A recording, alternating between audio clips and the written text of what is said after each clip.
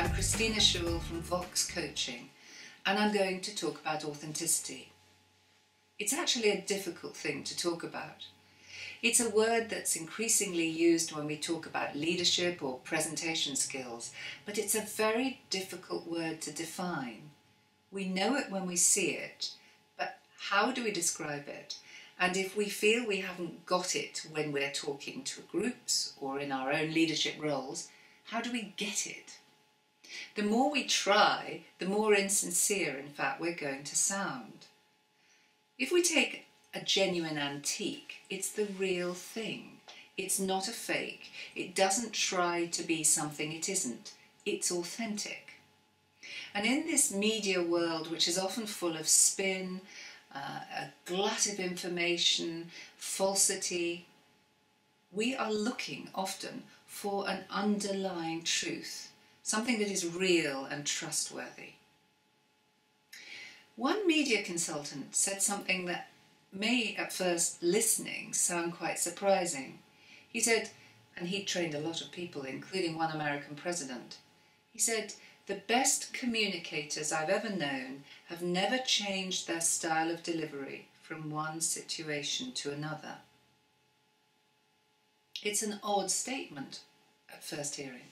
Of course we change our tone of voice according to who we're talking to, or we change our volume according to the space and the room that we're in. But there's something consistent, not boring, that stays the same in all our interactions, that people get a sense of that's who he is, that's what she is saying, I can trust her. What's often needed if we are thinking about authenticity and our own style is actually not an extra doing, but a stripping away of the extras that hide our true and natural honesty, knowledge and feelings. So 3 thoughts here.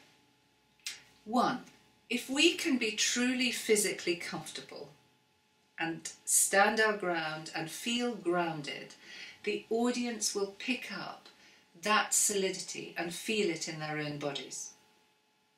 If we're not afraid to use some personal stories when appropriate to illustrate a point, we will give the impression and the audience will feel that there's an honesty and an openness we're willing to share and that it's relevant. And finally, if we know how to connect to and speak to, whether one-to-one or a group, our own warmth, our curiosity, our enthusiasm, the audience will again sense that in their bodies and their minds. They'll feel acknowledged and recognised, and they'll have a sense of our own authenticity.